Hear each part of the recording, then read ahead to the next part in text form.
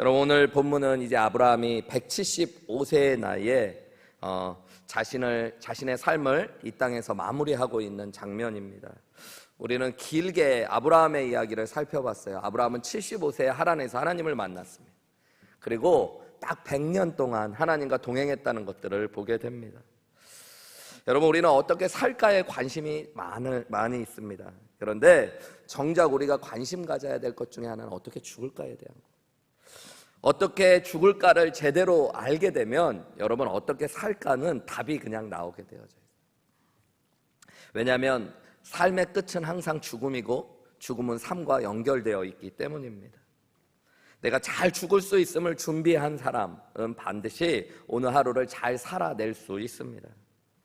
그래서 라틴어 유명한 격언 카르페 디엠, 오늘을 살라라는 말과 메멘토 모리, 죽음을 기억하라는 말은 여러분 함께 있을 때 힘을 발휘하게 되는 거예요. 오늘 우리가 오늘을 제대로 살기 위해서는 죽음을 기억하셔야 됩니다.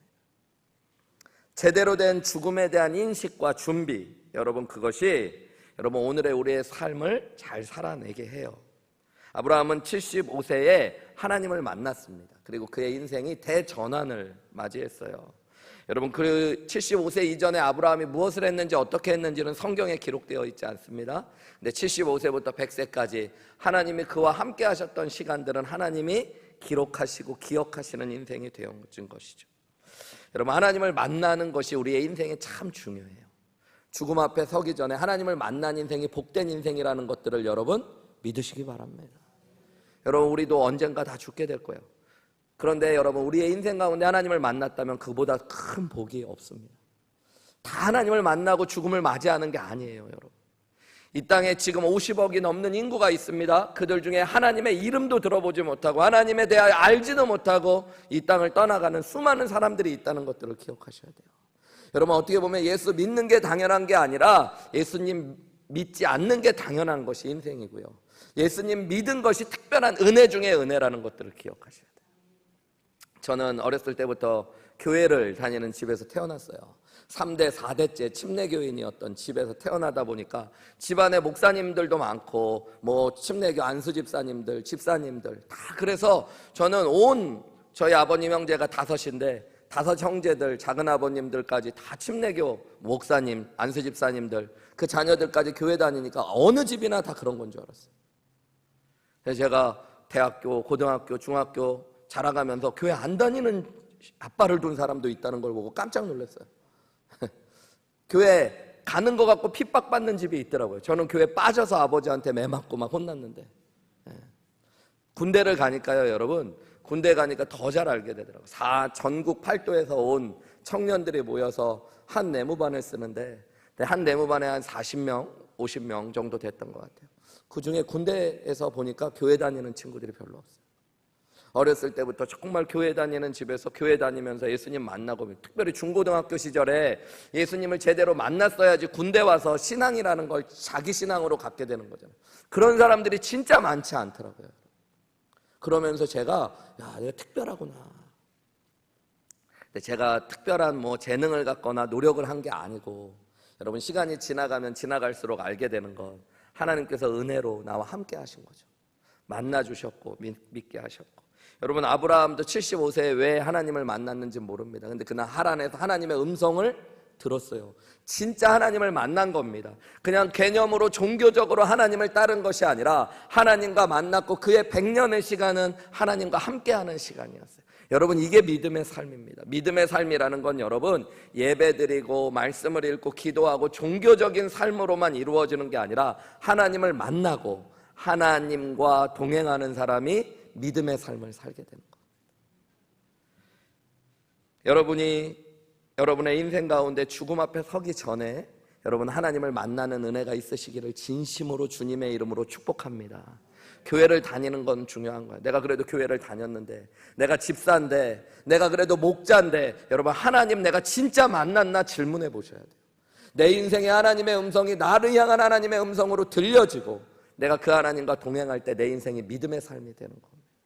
아브라함은 그 아버지를 따라 갈대아 우르에서 하나님의 땅으로 나왔지만 여러분 그의 인생에 진짜 하나님의 음성이 들려지는 75세에 그는 믿음의 삶을 걷기 시작한 거예요. 아버지의 하나님이 아니라 목사님의 하나님이 아니라 내게 오셔서 말씀하시고 나와 함께 하시고 나를 붙드시는 하나님, 그 하나님 만나셔야 됩니다. 여러분 그때 인생이 변하는 거예요. 아브라함은 75세에 인생의 대전환을 맞았고 100세의 인생을 산 겁니다. 그의 인생에 죽음 앞에 섰을 때 인생을 돌아보며 무엇이 가장 행복하고 중요한 일이었다라고 이야기할까요? 75세에 하나님을 만난 일이라고 분명히 이야기할 겁니다. 여러분, 여러분의 인생에 많은 일들이 있었을 수 있어요.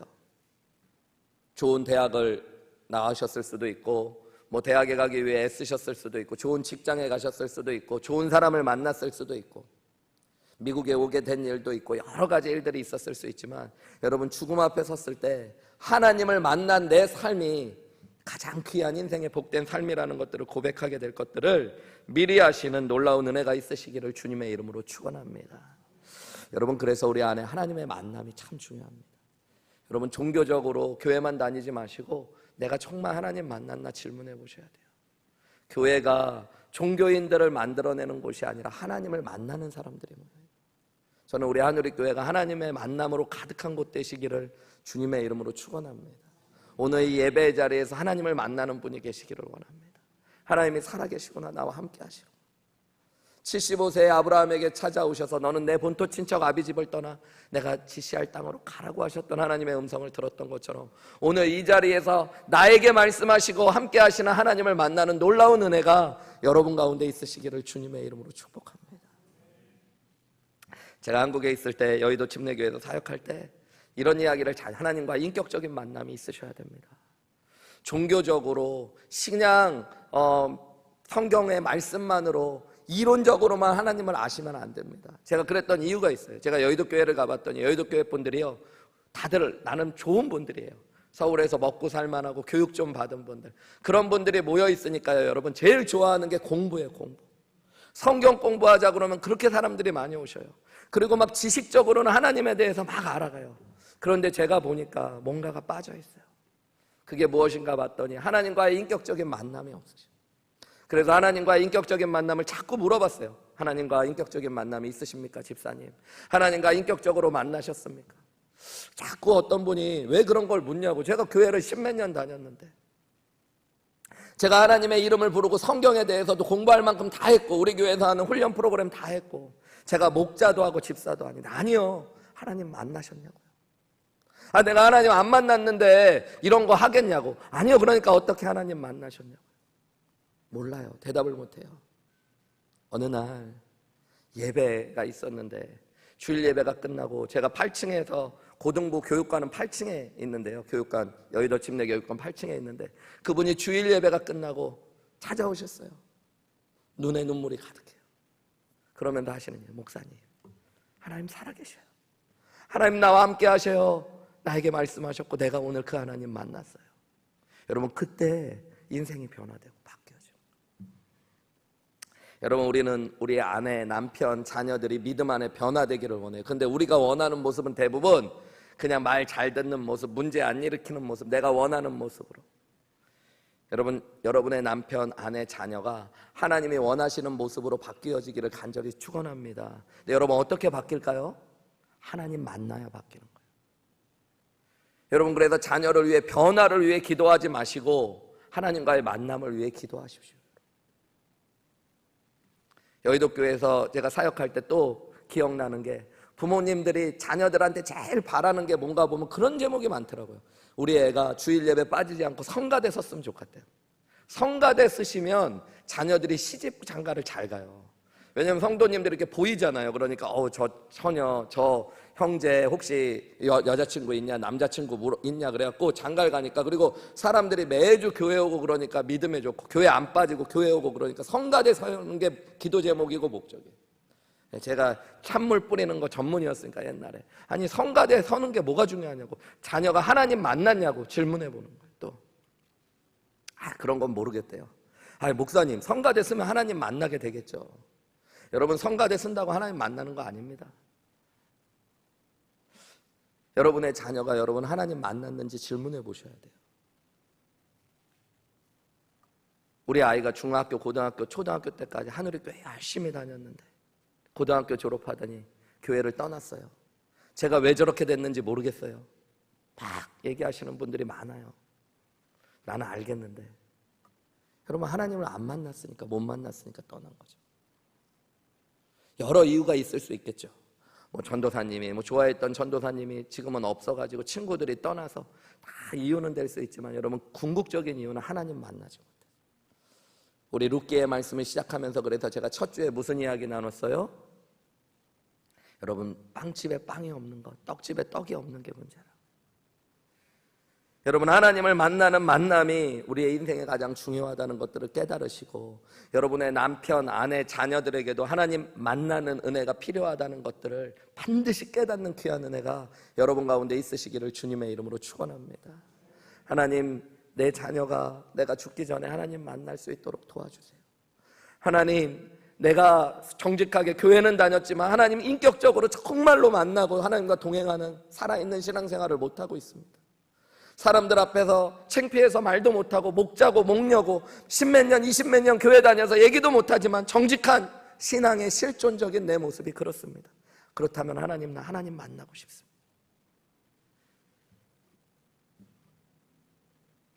여러분, 아브라함이 하나님 만나고 몇 년을 사는 거예요?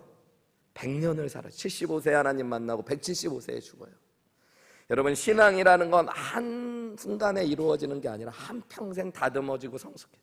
아브라함의 지난 삶을 돌아보면 성숙하지 못한 모습 가운데 실수도 하고 실패도 했지만, 여러분, 하나님께서 그를 붙잡아 주시고 하나님이 그와 동행하셨기 때문에 그가 성장하고 성숙하는 시간이 그의 인생이었다는 것들을 보게 됩니다. 여러분, 이 기간이 100년의 시간이 걸렸어요. 아브라함처럼 믿음의 사람으로 우뚝 서기 위해서 여러분, 우리가 포기하지 않고 한평생 달려가실 수 있는 귀한 은혜가 있으시기를 주님의 이름으로 축원합니다. 이쯤 하면 됐다, 이제 됐다 하는 신앙이 있을까요, 없을까요? 없어요, 여러분. 그래서 이미 얻었다 함도 아니요, 이루었다 함도 아니요, 오직 주 예수께 받은 표대를 향하여 우리는 오늘도 달려가야 되는 사람들인 줄 믿습니다.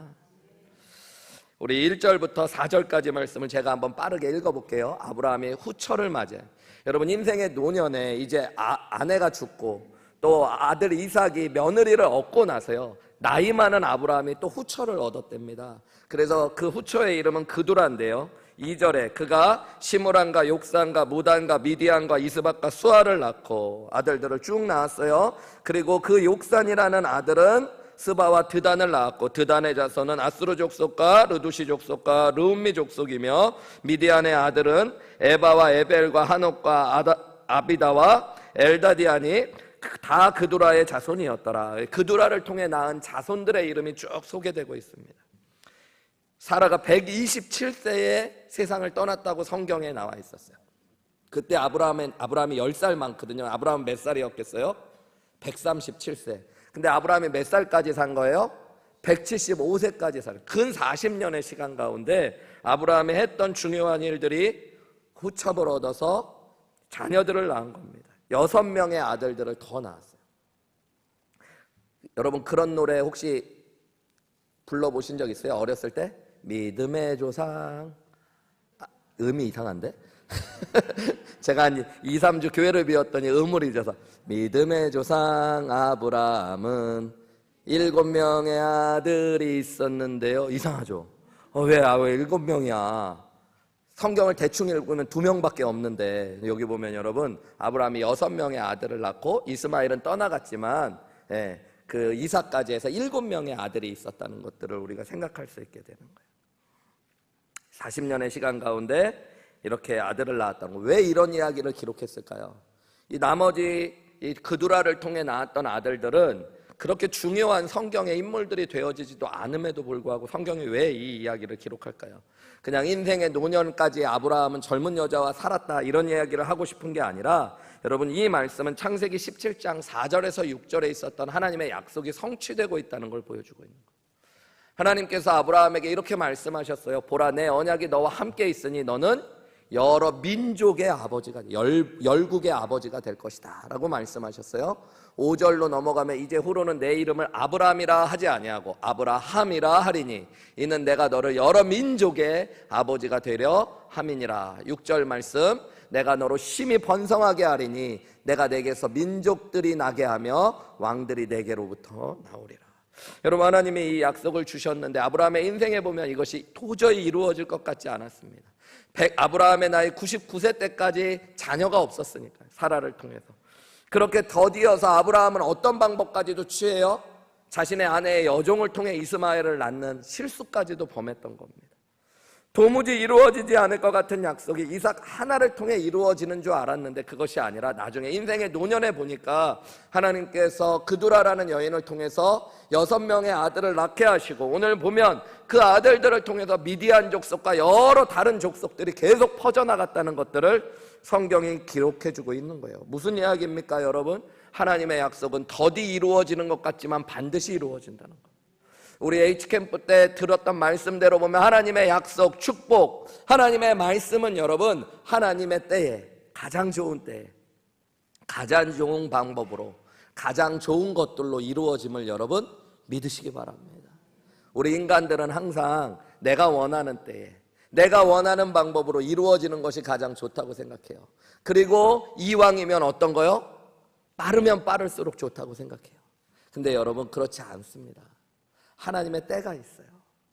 하나님이 보시는 가장 좋은 때가 있어요. 하나님이 보시는 가장 좋은 것들이 있어요. 하나님이 보시는 가장 좋은 방법이 있습니다. 여러분, 하나님을 믿으십시오. 여러분, 그것을 믿으면 뭐 할 수 있게 되는 거예요? 기다릴 수 있게 되어지는 거예요. 이번 주일 말씀이 기다림에 대한 말씀인데요, 여러분, 기다릴 줄 아는 게 믿음이에요. 믿음. 정말로 누군가를 믿으면 기다릴 수 있게 되어져요. 여러분, 하나님의 약속이 더디 이루어지는 것 같았지만 여러분, 하나님의 때에 하나님의 방법을 통해 온전하게 이루어지는 것. 그래서 여러분, 무언가를 기다리고 계시는 분이 계시다면, 하나님의 약속과 성취와 축복을 기다리는 분이 계시다면 여러분, 낙심하지 마시기를 주님의 이름으로 축원합니다. 여러분, 기다리며 기도하셔야 돼요.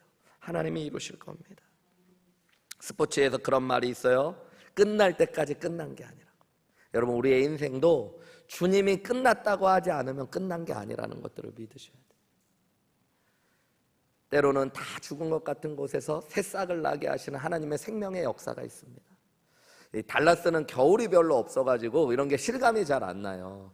여러분, 미러키 같은 데 가보면 정말로 겨울이 혹독합니다. 2-3달 정말로 모든 것이 다 얼어버린 것 같고, 모든 생명이 다 없어진 것 같고, 나무가 이제 하루 종일 눈에 덮여 있고 모든 것이 메말라서 싹도 없고 잎도 없고 꽃도 없어서 죽은 것 같은데, 근데 여러분, 어김없이 봄이 찾아오면 그곳에서 새싹들이 돋아나고 나뭇잎이 푸르르게 그 나무를 지탱하고 열매가 맺고 꽃이 맺혀져요. 여러분, 우리의 인생에도 마찬가지입니다. 이루어지지 않을 것 같았던 그 일들이 계속 이루어지는 축복들. 특별히 고대 근동에서 가장 큰 축복, 구약시대의 가장 큰 가시적인 축복, 확실한 축복은 아들들을 낳아지는 거였어요. 여러분, 오늘 하나님의 말씀인 성경이 이야기하고 있는 것이 그런 눈으로 보면 무엇일까요? 죽을 때까지 하나님의 축복이 그의 인생에 부어졌다는 것들을, 수많은 아들들이 그를 통해 태어났다는 거예요. 여러분, 아브라함은 우리의 성경 이야기 처음에 등장할 때 자녀가 없는 사람으로 계속 등장했어요. 그런데 그의 인생의 끝에는 주변에 많은 아들들이 주변에 있게 되는 것들로 그의 인생이 마무리되어집니다. 여러분, 태어날 때 복을 많이 물고 태어나는 사람, 우리 요즘에 그래서 그런 걸 뭐라고 불러요? 금수저. 입에 그냥 복을 물고 태어난 사람들이 있다고 그러잖아요. 여기 계신 분들 중에 혹시 금수저 계십니까? 태어났더니 아버지가 재벌이야.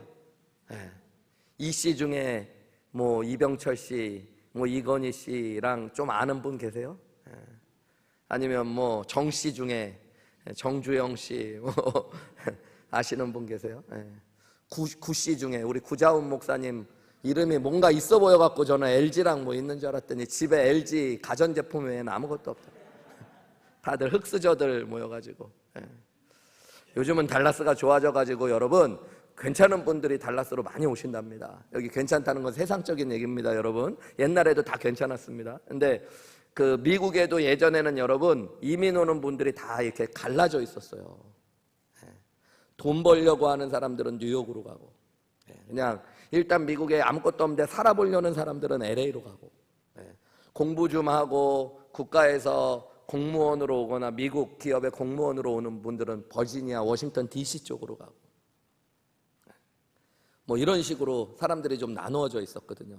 달라스는 어떤 분들이 오셨나 제가 이렇게 물어보니까 어디 갈 데 없는 분들이 오셔서 옛날에 미싱을 돌리고 청소를 하시며 사셨다는 옛날 옛적 얘기를 하고, 그래도 감사한 게 우리 교회도 많은데 이제 간호사 첫 이민을 막 오시면서 간호사들이 이 땅에 이렇게 오시게 되고 하는, 이렇게 채워졌다고 해요. 근데 요즘에는 여러분 한국에서 돈 있고 좀 괜찮은 분들이 자녀들 키우면 어디 살까 고민할 때 애틀란타 아니면 달라스 중에 고민하신대요. 그러니까 여러분 우리가 괜찮은 데 살고 있는 겁니다.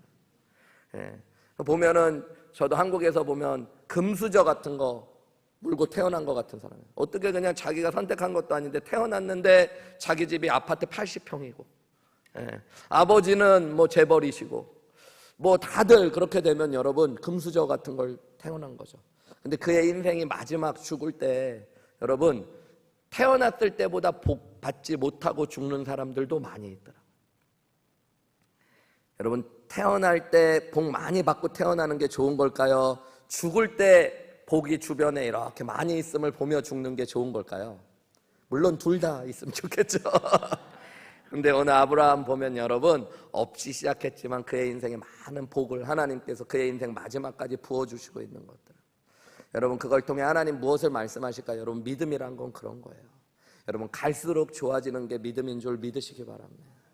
여러분 우리가 마지막 죽는 날 하나님께서 주신 복들이 우리 주변에 널려 있음을 보게 될 겁니다.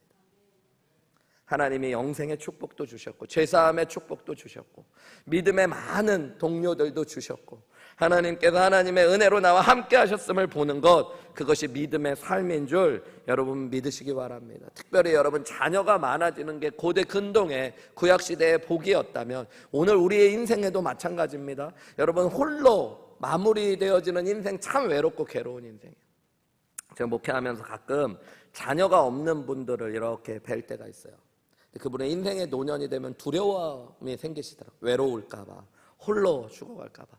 미러키 교회에 있을 때 자매님 두 분이 평생을 다, 한 분은 80이 넘었고 한 분은 60이 넘었는데 평생을 혼자 사신 두 권사님, 자매님, 여자 집사님이 계셨어요. 그런데 그 권사님 매주마다 저를 보면 하시는 말씀이에요. 목사님, 제가 50에라도 40에라도 누구 하나 입양했어야 될 걸 그랬어요. 너무너무 두려워요. 목사님, 저 혼자 아무도 없는데, 미국에 혼자 오셔가지고 이분이 미국 장교 집에 가정부 같이 일을 하다 그분들이 너무 귀하게 여겨갖고 데리고 오고 입양하듯이 데리고 왔는데 혼자 이곳에 오셔서 평생을 사시면서 남자랑 결혼도 안 하고 혼자 사시다 보니까 교회만 알고 사셨는데, 그래서 제가 항상 얘기했어요. 권사님 걱정하지 마세요. 우리 미러키 교회 모든 식구들이 권사님의 식구가 되어줄 거고 우리 교회에 있는 모든 젊은 형제들이 아들이 되어줄 거고 자매님들이 딸이 되어줄 겁니다. 걱정하지 마세요. 제가 우리 권사님 장례 멋있게 치러드릴 겁니다. 그리고 제가 여기 와버렸잖아요. 사람은 믿을 게 못 되는데 중요한 건 근데 여러분 인생의 마지막에 세상적으로 보면 내가 자녀가 많다는 거, 근데 그런 면으로 보면 복인 것 같더라고요. 돌아가실 때 자녀들이 많은 거, 특별히 미국에서는 주변에 자녀가 같이 있다는 것도 복인 것 같아요. 그러니까 오늘부터라도 자녀를 많이 낳아야 되나 이 얘기가 아니라 여러분 영적인 의미로 보면 내가 영적으로 낳은 자녀들이 있다는 거 진짜 복입니다. 하나님 앞에 섰을 때 아브라함은 내게 주신 자녀들을 보며 감사했을 텐데, 여러분 영적으로 여러분 하나님 앞에 서실 날이 있을 때 나를 통해 예수님을 믿게 되고 믿음이 자라가게 되어지고 하나님 앞에 서게 된 사람들이 얼마나 있는지 여러분 돌아보실 수 있는 은혜가 있으시기를 주님의 이름으로 축원합니다. 여러분 그게 복이에요. 내가 일찍 예수님 믿고 하나님 앞에서 교회 생활한다고 했지만 나를 통해 예수 믿은 사람 아무도 없고 내가 영적으로 낳은 자녀가 아무도 없다는 것, 여러분 그거 불행한 겁니다. 불행한 거. 인간적으로 내 자녀가 많다는 것보다 여러분 진짜 복은 하나님 안에서 영적으로 내가 낳은 자녀들이 많이 있는 것들, 그것이 여러분의 목표가 되고 기도가 되고 복이 되시기를 주님의 이름으로 축원합니다. 우리 5절 6절 말씀도 같이 읽겠습니다. 5절 6절 말씀 소리내서 같이 읽을까요? 시작. 이제 창세기 25장이요. 25장 5절. 시작. 아브라함이 이삭에게 자기 서자들에게도 재산을 주어 자기 생전에 그들로 하여금 자기 아들 이삭을 떠나 동방 곧 동쪽 땅으로 가게 하였더라. 아브라함이 부자가 되었습니다. 여러분 성경에 보면 창세기 13장에 아브라함이 애굽에 갔다 오면서 처음으로 이런 이야기가 나와요. 그에게 가축과 금과 은이 풍부하였다고. 그 뒤로 그는 점점 부자가 되었습니다. 여러분 전쟁에 나갈 때 보았을 때 아브라함이 훈련된 병사만 318명의 종을 거느리고 있어요. 부인과 아내들이 하면 1000명 정도 되는 종이 있었을 텐데 훈련된 종들만, 그러니까 그 외의 종들까지 하면 식솔들이 몇천 명을 거느리고 있는 족장이 된 거예요. 종장. 아들 며느리를 삼기 위해서도 낙타를 몇 마리 보내요? 10마리를 보낼 정도의 부자가 됐습니다. 여러분 그런 부자가 되면 마지막에 자기가 죽고 나서 대부분 어떤 일들이 생길까요? 자녀들 간에 분쟁이 생길 때가 있어요. 그죠? 지금 끄덕이시는 분들은 부모님이 좀 돈이 있으신 분들이에요. 무슨 얘기인가 모르는 분들은 부모님이 그냥 빚만 남겨준 자녀들. 지금 막 격하게 끄덕인 분들이 계셔요. 미국에 있으니까 그렇더라고요. 조용히 부모님 돌아가실 때쯤 되면 한국을 자꾸 왔다 갔다 하시는 분들이 계셔. 그러면서 얼굴이 쫙 펴지시는 분들이 있어. 그럼 제가 10중 8구 알죠. 뭘 좀 받으셨구나. 근데 갔다 왔다 하면서 표정이 약간 씁쓸해지시는 분들이 있어. 이분들은 기대만큼 못 받은 분들. 그리고 한숨이 자꾸 많아지시는 분들이 있어. 형제들과 갈등과 다툼이 많아지신 분들. 여러분 10중 8구 내가 재산이 많으면 죽음 앞에 서게 됐을 때 자녀들이 그것 때문에 행복하지 않습니다. 정리해 주셔야 돼요. 오늘 보면 아브라함이 이것을 정리해요. 여러분 이게 믿음의 사람입니다. 그는 175세까지 살았지만 여러분 갑자기 174세에 일을 한 게 아니에요. 그의 인생의 마지막 노년 가운데 자녀들이 분란이 없게 하기 위해서 아브라함이 했던 일이 있다는 거예요. 뭐예요? 아들 이삭이 자신의 장자라는 것들을 확인시켜주고 중요한 재산의 거의 대부분을 이삭에게 주었습니다. 그런데 그렇게 주면 나머지 아들들과 싸움을 할 수 있기 때문에 6절에 보면 서자들에게도 재산을 주어서 생전에 어떻게 했대요? 이삭을 떠나 살도록 그들을 다 내보내는 일들, 정리하는 일들을 해 주었다는 거예요. 여러분 마지막까지 자녀들에게 재산을 주지 못하는 부모님들 제가 많이 보았습니다. 장로님, 권사님, 집사님, 자녀들 싸우지 않도록 미리 재산도 좀 정리해 주시고 그러면 어떨까요? 제가 이렇게 권하면 그분들이 하는 얘기가 있어요. 목사님 몰라서 그런 겁니다. 죽을 때까지 재산을 쥐고 있지 않으면 자녀들한테 무시받습니다. 내가 그래도 끝까지 이거라도 쥐고 있어요. 그 이기심과 욕심이요 결국 자녀들이요, 여러분 저는 칼부림하면서 싸우는 것도 봤어요. 건물이 있으니까요 여러분 그냥 우리끼리 뭐 통장 몇백만 원 이런 것 갖고는 칼부림 잘 안 해요. 근데 여러분 건물이 하나씩 왔다 갔다 하니까 서울에 오빠가 여동생한테 칼 딱 들이대고 얘기하더라고요. 내가 너 죽일까 건물 포기각서 쓸래 뭐 이러고 싸우더라고요. 여러분 그런 거예요. 여러분 그래서 믿음의 사람은 지혜로움 가운데 죽음이 있다는 걸 알고 여러분 분쟁이 아니라 화평할 수 있도록 그것들을 정리해 나가요. 아브라함이 그 일들을 했다는 거예요. 여러분 이 일을 위해서 아브라함이 희생하고 헌신한 게 있어요. 뭐예요? 이삭에게 먼저 자신의 재산을 다 주었습니다. 그리고 나머지 서자들에게도 재산을 나눠주었어요. 자기 헌신과 희생을 통해서 여러분 평화를 이루어 갔다는 것들을. 화평과 평화는 여러분 반드시 헌신과 희생을 통해서 이루어져요. 믿음이 자라갈수록 믿음의 사람이 되면 여러분 돈이 중요한 게 아니라 또 내 욕심이 중요한 게 아니라 평화와 화평을 이루기 위하여 여러분 애쓰게 되어져요. 사람이 중요하다는 걸 알고 관계가 중요하다는 걸 알고 평화를 중요하게 여기며 사람들을 세워주기 위해 나누고 희생할 줄 아는 것, 그것이 그의 인생의 마지막이었다. 여러분 마지막까지 돈 생각하시는 거예요. 미러키에 있을 때 한 권사님이요, 미러키에서 제일 돈을 많이 버신 권사님이 계셨어요. 이분이 남편이 미국 군인이었는데 파일럿이어가지고 전쟁에도 한 5-6번 나가셨어요. 그래서 연금이 전쟁 한번 나갈 때 올 때마다 다르더라고요. 연금도 어마무시하게 남편이 받고요. 이번 장사를 잘하셔요. 그래서 한국 그로서리를 미러키에 처음 세워가지고 돈을 많이 버시고 또 꽃가게를 차려가지고 또 돈을 많이 버시고 건물도 몇 개씩 가지고 돈을 정말로 많이 버신 분인데 남편이 돌아가시고 치매가 오셨어요. 제가 신방을 가면 방 문을요 자물쇠 4-5개로 잠가놔요. 방문, 안방문은. 누가 들어올까 봐. 그러니까 거기에 뭐가 있나 봐요. 저는 들어가 보지는 않았지만 신방 오면 마루에서만 막 추운데, 이렇게 추운데도 마루에서만 보게 하는데, 잠깐 화장실 같은 데 갔다 오면 저한테 맨날 물어봐요. 혹시 방에 들어갔다 나오신 거 아니냐고. 그 돈밖에 없어요. 누가 써갈까 봐. 결국 어떻게 했을까요? 그 돈 잘 지키셨을까요? 아들이 한 명 있고 그 아들이 낳은 손주가 하나 있는데, 아들하고 손주하고요, 그 돈 서로 조금씩 빼가고 서로 법정인 분쟁하고 싸우다. 할머니는, 이 권사님은 그렇게 일이 벌어지는지도 모르고 치매가 걸리셨어요. 여러분, 믿음이 더해져 갈 때 여러분 죽음 앞에 나를 세워놓으실 수 있어야 돼요. 자녀들이 여러분이 가진 것 때문에 분쟁을 일으키고 아픔을 겪을 수 있다는 것들을 기억하셔야 됩니다. 그래서 그것들을 평화의 자리로, 사랑의 자리로 내어주실 수 있어야 돼요. 여러분, 내가 지난 자리가 분쟁이 아닌 평화의 자리가 될 수 있도록 하는 것, 그게 믿음입니다. 마지막 날 죽음 앞에 서게 되면 여러분, 평화라는 것들, 화해하고 사랑한다는 것들을 가장 중요하게 여기게 되죠. 저는 장례를 집례하고 돌아가시는 분들을 보면서 깨달은 게 있어요. 마지막에 이런 얘기 하시는 분 못 봤어요. 내가 나한테 그 잘못한 사람 복수했어야 되는데 목사님 복수 못했습니다. 대신 좀 갚아주십시오. 이런 분 본 적 없어요. 목사님, 제가 받아야 될 게 있는데 못 받은 게 있습니다. 좀 받아주십시오. 이런 사람도 많이 못 봤어요. 대부분 다 뭐라고 그러시냐면, 용서했어야 되는데 용서 못한 게 있습니다. 사과했어야 되는데 사과 못한 게 있습니다. 화해했어야 되는데 화해하지 못한 게 있습니다. 여러분, 그게 진짜 우리 죽음 앞에 섰을 때 우리가 생각해야 될 믿음의 사람들의 모습이에요. 여러분, 죽음이라는 건 그 앞에서 생각하는 게 아니라 오늘 하루하루를 죽음 앞에 우리를 세울 수 있는 게 믿음입니다.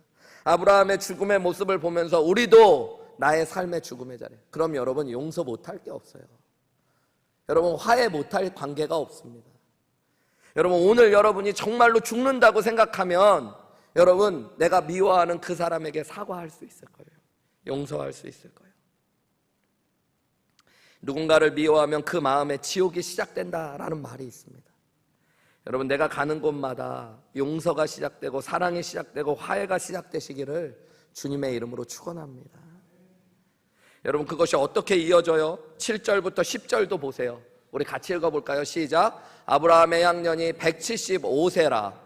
그의 나이가 높고 늙어서 기운이 다하여 죽어 자기 열조에게로 돌아가매. 그의 아들들인 이삭과 이스마엘이 그를 마므렛 앞 해쪽 속 소알의 아들 에브론의 밭에 있는 막벨라굴에 장사하였으니. 10절.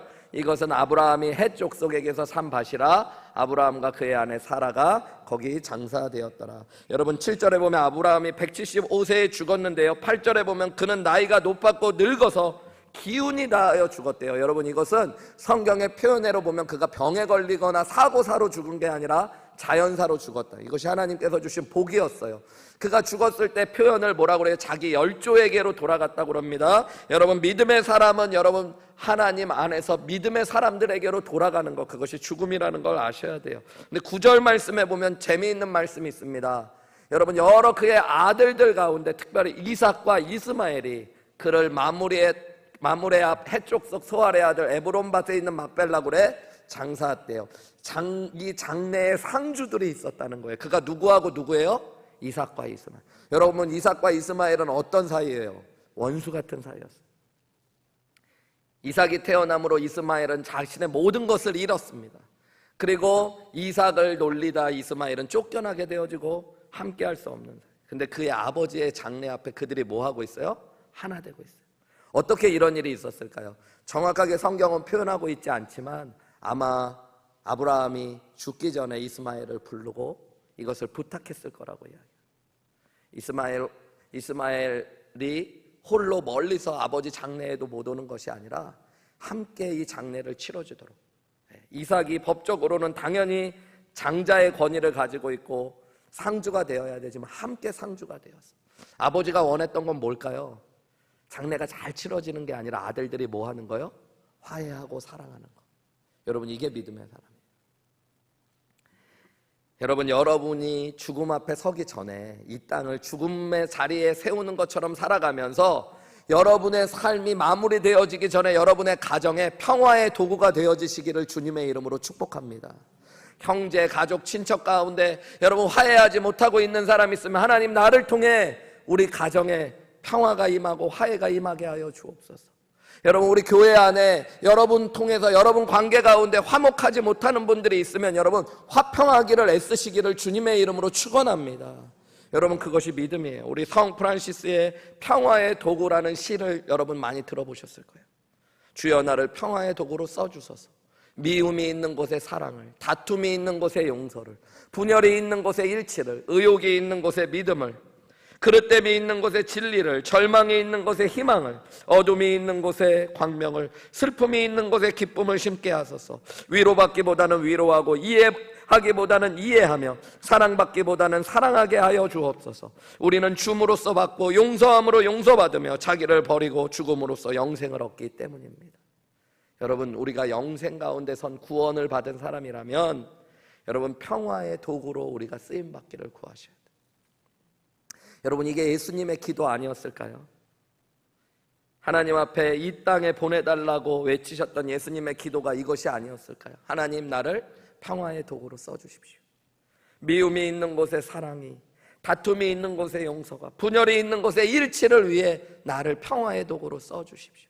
여러분 그렇다면 예수님을 만난 믿음의 사람들의 기도의 제목, 마음의 소원도 이것이 되어야 될 줄 믿습니다. 여러분이 있는 곳마다 평화가 임하기를 간절히 소망하세요. 여러분 좋은 교회, 하늘의교회가 좋은 교회 되기 원하시면 목사님 말씀이 좋아야 돼, 우리 기도를 많이 해야 돼, 다 좋지만 여러분 좋은 교회 되는 비결 가장 단순한 거 하나 있더라고요. 제가 목회하면서 뭘까요 여러분? 싸우지만 않으면 돼요. 여러분 진짜예요. 진짜 싸우지만 않으시면 돼요. 뭐 잘하려고 하지 마세요. 여러분 교회에서는 사람들의 마음과 영혼이 있어서 싸우지만 않을, 누구 마음 아프게만 안 하면 돼요. 여러분 맞는 말 하다가 여러분 불쏘시개들 되지 마세요. 저분만 가면 불이 일어나, 다툼이 일어나, 분열이 일어나. 여러분 그거 아픈 거예요. 여러분.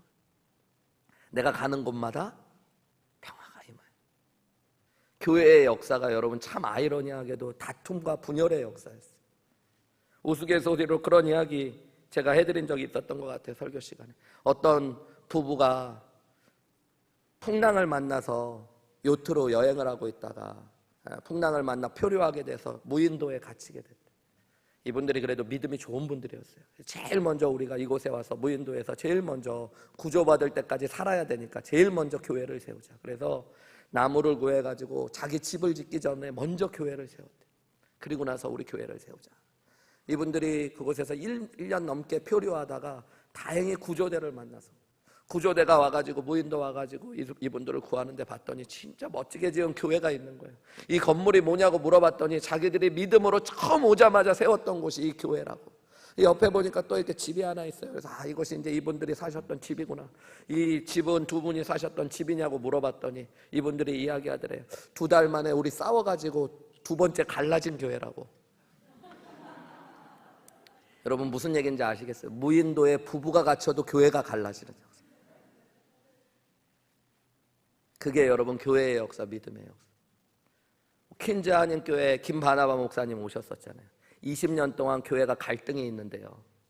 20년 전에 뉴욕에서 5,000명이 모였던, 3,000명에서 5,000명이 모였던 그 교회가 20년 동안 다툼이 있으니까 목사님 가실 때 교회가 400명이요. 버스만 17대가 있더래요. 교회 차량 운행해야 되는 버스. 그랬던 교회가 20년 동안 싸우는데 여러분 뉴욕에 굵직굵직한 교회 4개가 세워졌어요. 그 교회 분들이 나가면서. 여러분 그게 교회의 역사예요. 저는 막 우리 교회에 목사님 요즘 정말로 우리 목장에 부흥해갖고 분가하고 싶습니다. 그런 분들만 계시면 너무 좋은데 우리 교회도 가끔 그런 분들, 목사님 저분들하고 못 살겠습니다. 우리 목장 반으로 쪼개주십시오. 그런 목장 가끔 있었어요. 여러분 죽음 앞에 섰을 때 무엇이 중요한가 보면 여러분 사과하고 용서하고 하나 되시기를 주님의 이름으로 축원합니다. 아브라함이 성숙한 믿음의 사람이었던 이유가 뭐예요? 마지막에 우리 집이 돈 더 잘 버는 것, 우리 자녀들이 더 많이 잘 되는 것을 바라기보다도 하나됨을 바랬던 거예요. 그래서 여러분 그들에게 문제가 되지 않을 것들을 정리해주고 또 이삭과 이스마엘이 화해할 수 있는 평화의 도구로 아버지가 쓰임받는 거예요. 여러분 저와 여러분이 그런 사람들 되시기를 주님의 이름으로 축복합니다. 여러분만 있으면 갈라진 곳이 하나 되고 여러분만 들어가면 여러분 싸웠던 사람들이 용서하고 평화를 이루고 화평하게 되어지고 그 은혜가 여러분 가운데 있으시기를 주님의 이름으로 축원합니다. 우리 마지막으로 11절 말씀이 있고요. 예, 말씀을 마치겠습니다. 11절 말씀 같이 읽겠습니다. 시작.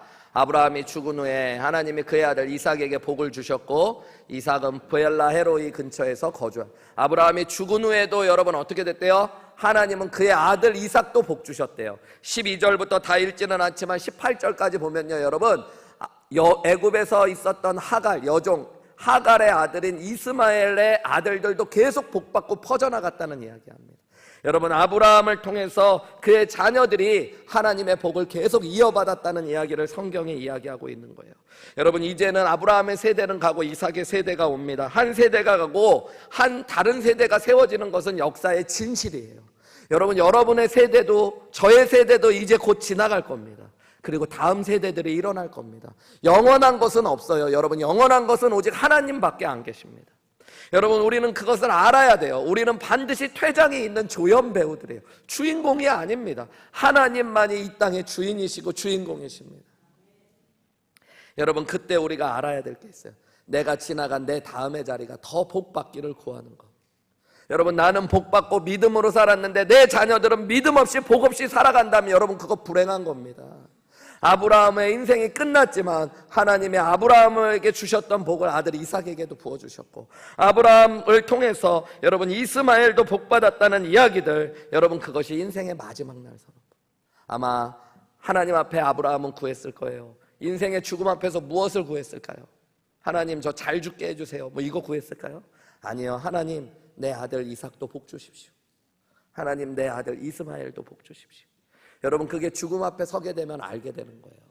근데 여러분 꼭 죽음 앞에서만 말고 날마다 나를 죽음 앞에 세우는 게 믿음이라면 오늘 그 믿음으로 자녀들을 축복하시는 저와 여러분들 되시기를 주님의 이름으로 축원합니다. 하나님 내 자녀들이 더 잘 되는 인생 되게 해주십시오.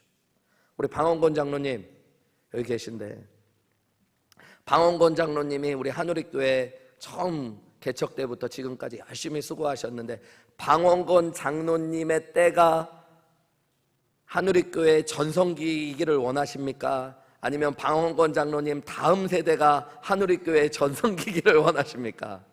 아 역시 믿음. 내 이 얘기 하실 줄 알고 물어본 거예요. 괜히 딴 분한테 물어봤다 이상한 대답 나올까 봐.